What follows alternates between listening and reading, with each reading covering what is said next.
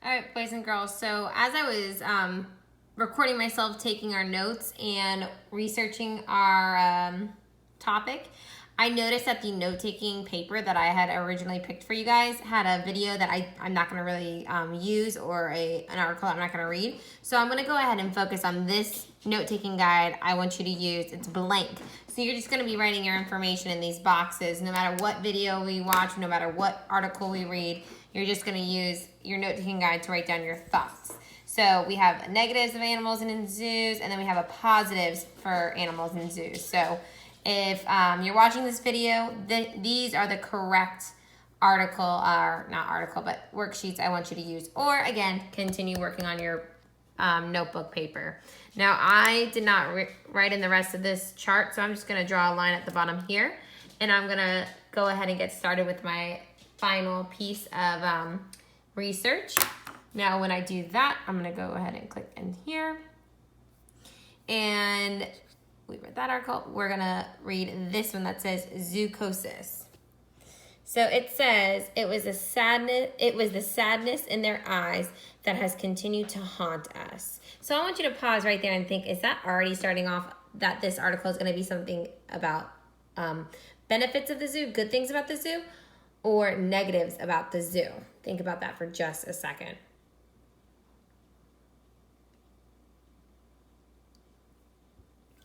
Okay, let's get started. Keep animals in zoos.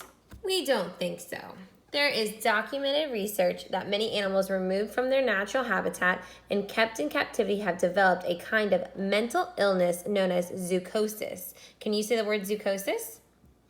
Animals with this disease often pace back and forth, twist their necks, bob their heads up and down, turn in never-ending circles, and even tear holes in their own skin. Can you imagine being so miserable that you would want to inflict harm on yourself? Once, when we visited a zoo, we noticed that some of the animals kept in cages were grabbing onto the bars and shaking them. If you could have looked into these animals' eyes like we did, you would have to have seen deep sadness. It is this sadness that continues to haunt us in this day. So already, are we talking about things that are good about the zoo or bad? What do you think? If you said bad, I totally agree. So our note-taking guide, our notes, we're talking about zoochosis. And so far, we learned that zoochosis is an illness animals get in captivity. That means animals get this when they're living in that close quarters. Some things that they might do are, let's see, they pace back and forth. They bob their heads. They tear holes in their own skin. All is not good on that news. I'm going to put a sad face by there to represent that these are negative things happening. It has been documented that Junior, a killer whale, was removed from his natural habitat in Iceland and placed in a tank in Niagara Falls. He died 4 years later, deprived of outside air, sunlight, and companionship. So another negative would be lack of air, sunlight, and companionship.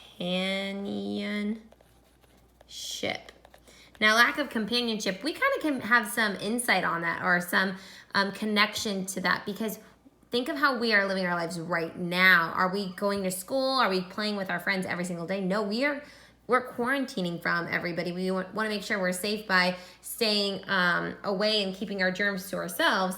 And so imagine living your whole life like that. And that's what this article is trying to tell us, that these animals are losing companionship. They're all by themselves. They're not with their group. It says Junior is not alone. There are many aquatic animals that are taken from their natural habitats and placed in water tanks. Nope. Let this load so I can scroll.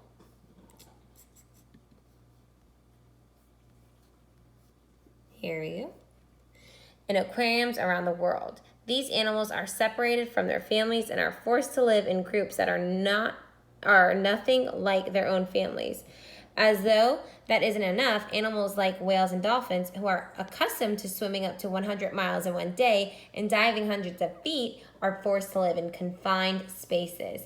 Do you think they can get this type of exercise in a water tank? We don't think so. I want you to think about that. So they're talking about how in captivity they swim in these big pools, and to us they look huge. I mean, we are tiny humans compared to these huge whales and other aquatic life, but they're only swimming in this, in this tank, and that's it. They don't get to go back into the ocean and hang out and then come back and do a show for us. So another thing I would put down as a negative, because these are all not benefits of the zoos, we can say lack of space. All right.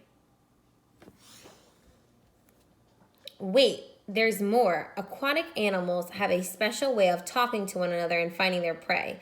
They use sound patterns or echolocation. This natural process is sometimes non-existent in aquariums because of the noise levels in the glass enclosures. This type of confinement is unacceptable for any animal, anywhere. The Born Free Foundation performed a worldwide study of zoos which revealed that zoochosis is rampant in confined animals around the globe. Another study found that elephants in zoos spend 22% of their time engaging in abnormal behaviors, so not normal behaviors, such as repeated head bobbing or biting cage bars, and bears spend about 30% of their time pacing, a sign of distress. Although zoos claim that their main purpose is to help educate people about animals, we think the only thing zoos do is make animals crazy. So a lot of this information of this article are going to be negatives from of zoos.